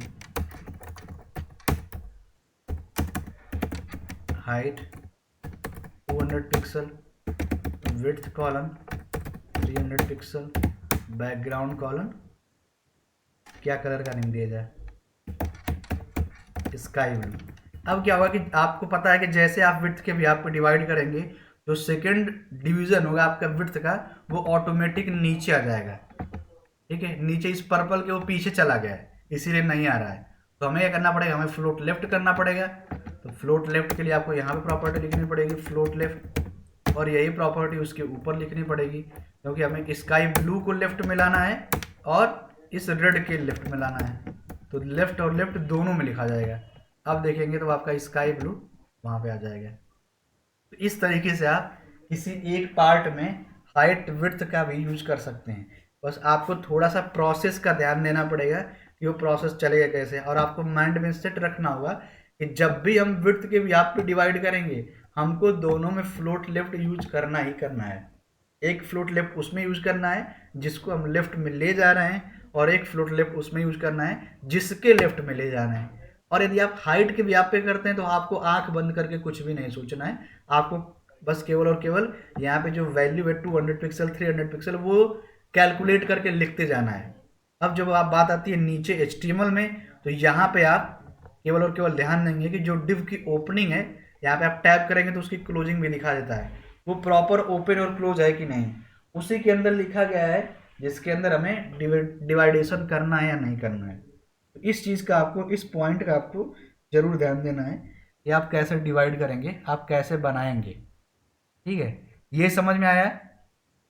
एक सेक्शन में हाइट और विड्थ के व्याप पे कैसे डिवाइड करेंगे, इसमें किसी को confusion? No sir, no sir. ठीक है ठीक है। अब देखिए, जो आपको टास्क बनाना है, कल भी मैंने एक टास्क दिया था, वो बना था किसी से? Yes sir. बन गया था ना? ठीक है। अब सर लेकिन मार्क्यू नहीं यूज हो रहा था उसमें। नहीं तो मार्क्यू छोटा सा जब बॉक्स है तो मार्क्यू चलेगा कैसे उसमें, बहुत छोटा सा हो जा रहा होगा ना वो। तो थोड़ा उसकी विड्थ को आप और बढ़ाइए, ज़्यादा बड़ा करिए और उसमें चलाइए, फिर ऐसा हो कि सर आप बड़ा कितना है फिर भी नहीं हो रहा है। मार्क्यू टैग का यूज टेबल के अंदर करेंगे? नहीं, टेबल के अंदर इमेज किससे पहले करेंगे, यस जो आपने सर। इमेज लगाया उस इमेज को करेंगे आप मार्क्यू ओपन, और इमेज के बाद आप लिखेंगे मार्क्यू क्लोज, वहां पे आप करेंगे। Okay sir. हाँ, तब चल जाएगा उतने छोटे में। ठीक है, चल जाएगा, कोई दिक्कत नहीं आएगा। अब देखिए, जो आपको ओके टास्क बनाना सर। है उस टास्क को आप थोड़ा सा ध्यान दीजिए। इस डिव के पैटर्न पे आपका टास्क होगा, आपको इस तरीके से कुछ बनाना है कि आपको एक मेन एरिया लेना है। इस मेन एरिया को आपको हाइट के व्याप पे कई पार्ट में डिवाइड करना है। सपोज मैंने दे दिया कि आप 2 3 4 5 पार्ट में आप डिवाइड करिए। फिर इसमें जो आपके बने उसको आप हाइट के व्याप पे सेकंड वाले को डिवाइड कर दीजिए, 2 3 4। ठीक है, ये इसको बना लीजिएगा। और चेस बोर्ड आपको बनाना है, आपने देखा ना ब्लैक वाइट वाला। अब इसको आपको डिव से बनाना होता है, पहले आपने टेबल से बनाया था, अब आप उसको डिव से बनाइए चेस बोर्ड को। ठीक है ना, black white black white black white chess board आप बनाइए डिव टैग का यूज करके। और इस लेआउट को आपको बनाना है, ये लेआउट मैं आपको ग्रुप में भेज दूंगा। 2 डिजाइन आपको बनाने हैं कल डिव का यूज करके। उसमें आपको हाइट विड्थ का ध्यान देना है, आपको एरिया का ध्यान देना है। ये जो बॉर्डर बने, आपको बॉर्डर नहीं बनाना है, आपको इनके लिए बैकग्राउंड कलर यूज करना है। हर एक बॉक्स के लिए अलग अलग बैकग्राउंड कलर आप यूज कर सकते हैं, और हर एक बॉक्स के लिए आप रिपीट भी कर सकते हैं। सपोज आपको कलर ज़्यादा नहीं मिल पा रहा है तो आप एक कलर को मल्टीपल टाइम यूज कर सकते हैं। ठीक है, तो ये बॉर्डर नहीं बनाना है, आपको इनके लिए कलर्स यूज करने हैं। और आपको चेस बोर्ड बनाना है डिव का यूज करके, और ये जो मैंने आपको डिजाइन अभी दिखाया है ये आपको बनाना है डिव टैग का यूज करके। फिर आपको जो है कि डिव टैग प्रॉपर समझ में आ जाएगा। अब चलिए आगे देखते हैं इसमें हम लोग। इतना अगर आपका हो गया है तो अब हम लोग फिर से एक न्यू पेज क्रिएट कर रहे हैं। इस न्यू पेज में भी हम वही सेम वर्किंग कर रहे हैं। जो भी तक हम लोग करते हैं।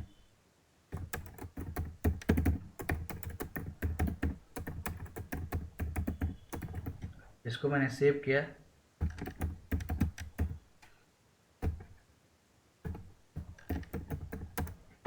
ठीक है, ये आपका सेव हो गया। अब यहाँ पे हम लोग टेक्स्ट के लिए कितनी प्रॉपर्टीज होती हैं वो हम लोग पढ़ेंगे।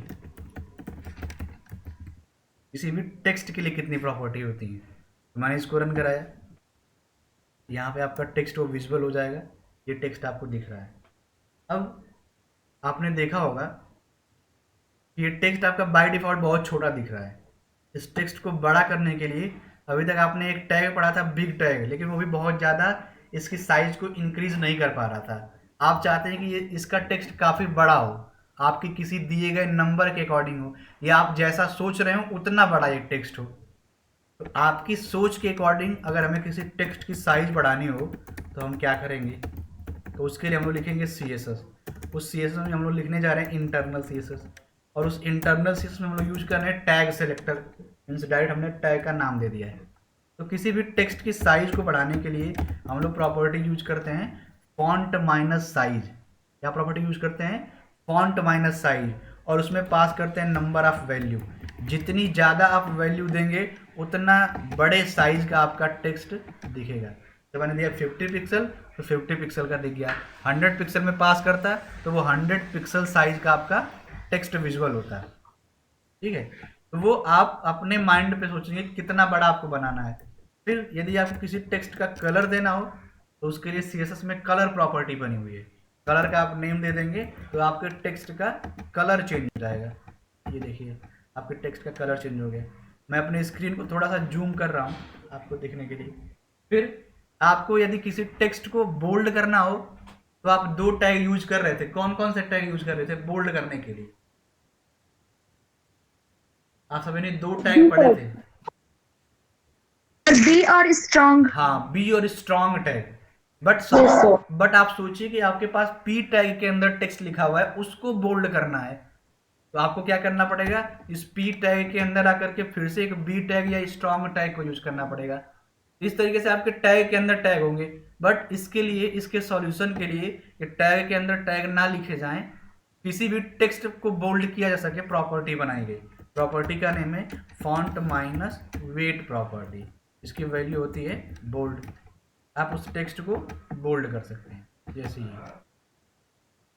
ठीक है, फिर किसी टेक्स्ट को इटैलिक करना हो तो आपने टैग पढ़ा था आई टैग और EM tag. EM means emphasis.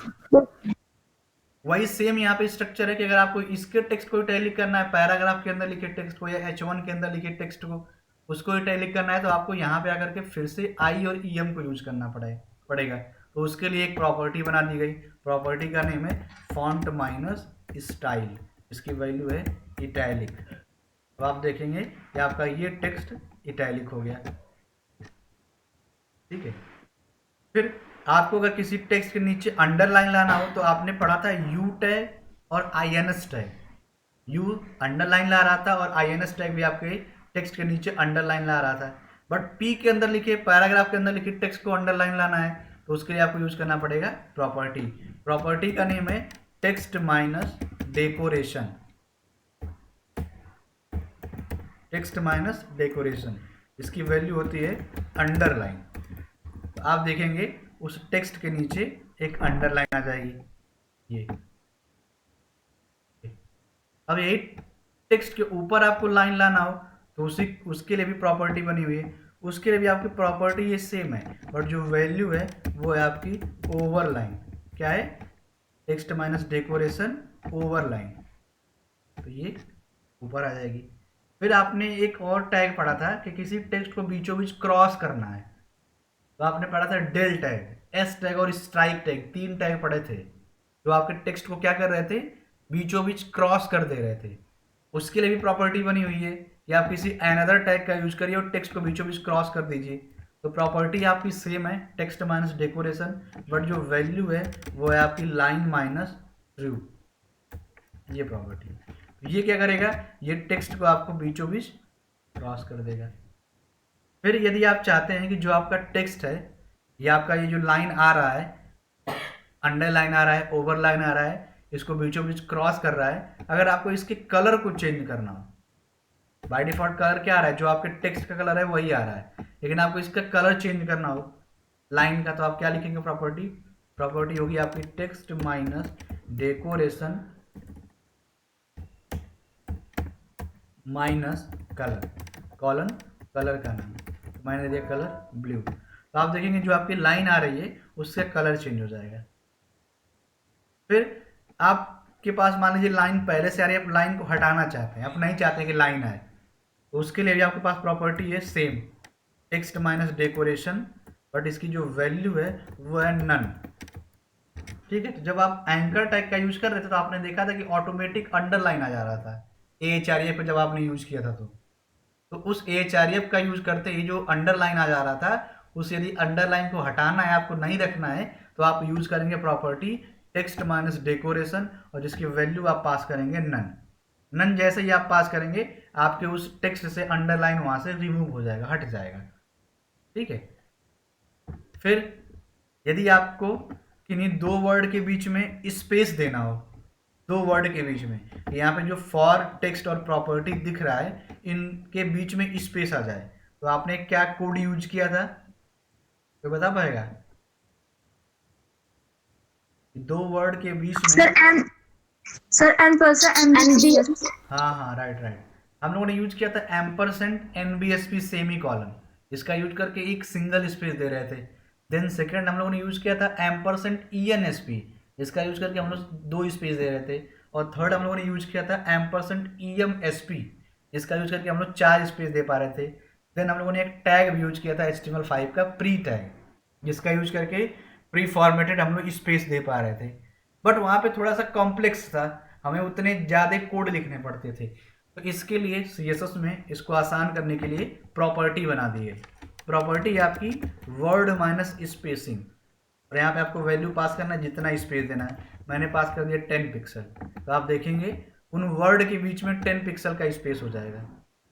ठीक है, NBSP आपका वर्ड पे भी वर्क कर रहा था और कैरेक्टर या लेटर पे भी काम कर रहा था, बट ये जो प्रॉपर्टी है केवल और केवल वर्ड के लिए बनी हुई है।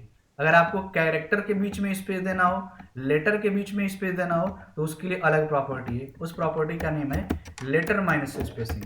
क्या है? Letter minus spacing. और यहाँ मैंने पास कर दिया 5 पिक्सल, तो आप देखेंगे उनके लेटर में या कैरेक्टर में स्पेस आ जाएगा, जैसे ये। ठीक है, फिर आपने देखा होगा कि हम अपने टेक्स्ट को जब लिख रहे थे तो बाय डिफॉल्ट वो टेक्स्ट हमारा लेफ्ट साइड में आ रहे थे, लेकिन हमें अपने टेक्स्ट की पोजीशनिंग चेंज करनी हो, उसका अलाइनमेंट सेट करना हो, वो टैग के थ्रू पॉसिबल नहीं हो पा रहा था, लेकिन हमें करना हो ऐसा, तो उसके लिए भी CSS की प्रॉपर्टी बनी हुई है। प्रॉपर्टी का नेम है टेक्स्ट माइनस अलाइन। क्या प्रॉपर्टी है? Text minus align. इसकी जो सबसे पहली वैल्यू है वो है आपकी सेंटर।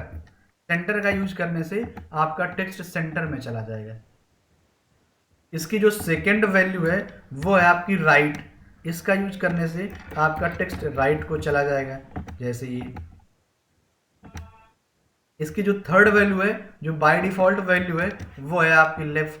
आप लेफ्ट लिखे या ना लिखिए, बाय डिफॉल्ट लेफ्ट में रहेगा, तो इसकी ये तीसरी वैल्यू है लेफ्ट।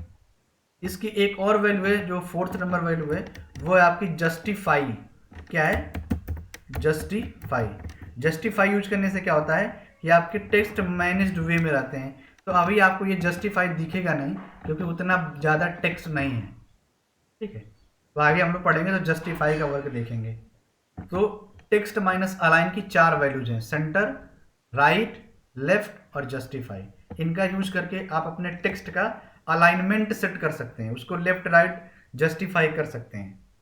ठीक है, फिर नेक्स्ट जो इसमें प्रॉपर्टी है, यदि आपको अपने टेक्स्ट का केस चेंज करना हो, आपको अपने टेक्स्ट को अपर केस में करना हो, लोअर केस में करना हो, तो उसके लिए क्या प्रॉपर्टी है? उसके लिए प्रॉपर्टी है टेक्स्ट माइनस ट्रांसफॉर्म। इसकी वैल्यू सबसे पहली होती है अपर केस।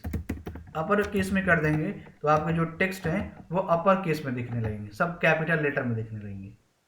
फिर इसको जो सेकंड वैल्यू है वो है आपकी लोअर केस। अब आप क्या देखेंगे कि जितने भी आपके टेक्स्ट हैं वो लोअर केस में दिखने लगेंगे, ठीक है, ये आपके लोअर केस में दिखने लगेंगे। फिर इसकी एक तीसरी भी वैल्यू है टेक्स्ट माइनस ट्रांसफॉर्म की, वो वैल्यू है आपकी कैपिटलाइज। कैपिटलाइज से क्या बेनिफिट मिलता है कि आपके जितने भी वर्ड हैं, फॉर एक वर्ड है, टेक्स्ट एक वर्ड है, प्रॉपर्टी एक वर्ड है, तो इन सभी वर्ड के फर्स्ट कैरेक्टर मीन्स पहला लेटर, जैसे फॉर का एफ, टेक्स्ट का टी, प्रॉपर्टी का पी, ये कैपिटल होंगे, बाकी सभी स्मॉल होंगे। तो ये किससे हो रहा है आपका, यहाँ पे देखेंगे तो एफ कैपिटल हो गया, टी कैपिटल हो गया और पी कैपिटल हो गया, बाकी सभी स्मॉल रहेंगे। ये होता है आपका टेक्स्ट माइनस ट्रांसफॉर्म के कैपिटलाइज से, ठीक है। फिर आपको इस लाइन को, इस वर्ड को लेफ्ट से स्पेस देना हो, लेफ्ट साइड से आप चाहते हैं कि ये स्पेस ले ले थोड़ा सा 10-20 पिक्सल का या जितना आप चाहते हो, तो इसके लिए एक और प्रॉपर्टी होती है टेक्स्ट माइनस इंडेंट, और यहाँ मैंने पास कर दिया 50 पिक्सल। तो आप देखेंगे कि वो टेक्स्ट आपका लेफ्ट से 50 पिक्सल का स्पेस ले लेगा, जैसा ये, ठीक है। और टेक्स्ट यहाँ पे देखिए 50 पिक्सल का आपका स्पेस आ गया। तो आपको यदि लेफ्ट से स्पेस देना हो तो आप इस प्रॉपर्टी का यूज कर सकते हैं। फिर यदि आपको इस टेक्स्ट का शैडो देना हो, शैडो, तो उसके लिए क्या प्रॉपर्टी है, उसके लिए प्रॉपर्टी है टेक्स्ट माइनस शैडो। और यहाँ पे शैडो केस में दो वैल्यू पास की जाती हैं, पहली वैल्यू मैंने पास कर दिया और सेकेंड वैल्यू पास कर दिया। इन दो वैल्यू का क्या रोल है, तो इसमें जो सबसे पहली वैल्यू होती है वो किसी टेक्स्ट पे लेफ्ट से लेकर के राइट तक के शैडो के लिए यूज की जाती है, लेफ्ट से राइट, और जो सेकंड वैल्यू है वो टॉप टू बॉटम के लिए यूज की जाती है, ठीक है। इसमें जो फर्स्ट वैल्यू है इसका काम है, मैं यहाँ पे लिख देता हूँ, first value show left to right shadow, और जो आपकी सेकेंड वैल्यू है so top to bottom shadow, ठीक है। सीएसएस का कमेंट इस तरीके से होता है, सीएसएस को आप कमेंट इस तरीके से कर सकते हैं,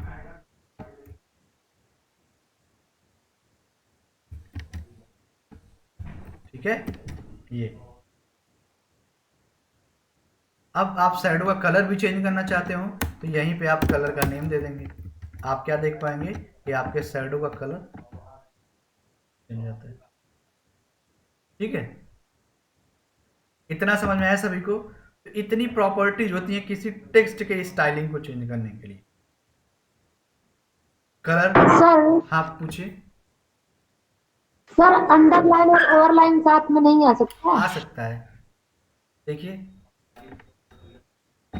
तो यहाँ पे हम यूज करेंगे टेक्स्ट माइनस डेकोरेशन, और यहाँ पे देंगे कॉलन, यहाँ पर मैंने यूज कर दी अंडरलाइन स्पेस ओवरलाइन, ठीक है। तो यहाँ पे दोनों आ जाएंगे अब आपकी। Okay sir. नहीं नहीं, ये नन काम नहीं कर रहा ना, एक मिनट, अभी आया नहीं है, ये आएगा, ठीक है। तीनों आ सकते हैं, अगर आप यहाँ पे लाइन थ्रू भी लिख दें तो वो तीसरा भी आपका आ जाएगा जो बीचों बीच क्रॉस कर रहा है।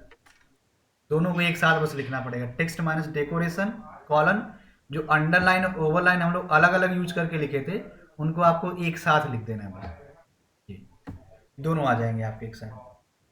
तो ये प्रॉपर्टी है आपके किसी टेक्स्ट को स्टाइल देने के लिए। आप यदि अपने टेक्स्ट को स्टाइलिंग देना चाहते हैं तो आप इतने प्रॉपर्टी को यूज कर सकते हैं, इतने प्रॉपर्टी आपके यूज हो सकते हैं। कलर के लिए कलर प्रॉपर्टी, बोल्ड करने के लिए फॉन्ट माइनस वेट, इटैलिक करने के लिए फॉन्ट माइनस स्टाइल, अंडरलाइन के लिए text minus decoration, overline line sir through. जी सर जैसे डायगोनल में कट का हो तब कैसे करेंगे सर? किसमें किसमें?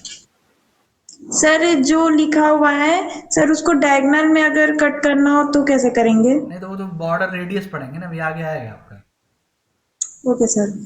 तो अभी बॉर्डर रेडियस हम लोग पढ़ेंगे, उसमें ऑप्शन आएगा आपका। फिर आपको दो वर्ड के बीच में स्पेस देना हो तो वर्ड माइनस स्पेसिंग, दो लेटर के बीच में स्पेस देना हो तो लेटर माइनस स्पेसिंग, टेक्स्ट का अलाइनमेंट सेट करना हो तो टेक्स्ट माइनस अलाइन, टेक्स्ट को अगर अपर केस लोअर केस करना हो तो टेक्स्ट माइनस ट्रांसफॉर्म, टेक्स्ट को अगर लेफ्ट से स्पेस देना हो तो टेक्स्ट माइनस इंडेंट, शैडो देना हो तो टेक्स्ट माइनस शैडो। इसमें दो वैल्यू यूज की गई है। पहली वैल्यू वो जो है वो लेफ्ट से राइट शैडो दे रही है, और जो सेकंड वैल्यू है वो टॉप से बॉटम शैडो दे रही है। ये प्रॉपर्टीज़ हैं, ठीक है। तो इसको आप फिर से एक बार ट्राई करिएगा और समझिएगा, जो नहीं समझ में आएगा फिर आप कल पूछ सकते हैं। डिव टैग को आप एक बार अच्छे से अपने एंड से ट्राई करिएगा, समझिएगा, उसको देखिएगा कि आप कर पा रहे हैं या नहीं कर पा रहे हैं, ठीक है। तो आज के लिए इतना ही रखते हैं, फिर कल हम लोग कनेक्ट होंगे और नए टॉपिक को डिस्कस करेंगे, नए टॉपिक को पढ़ेंगे। धन्यवाद सभी का। Sir thank you sir, good morning sir. Morning, thank you sir.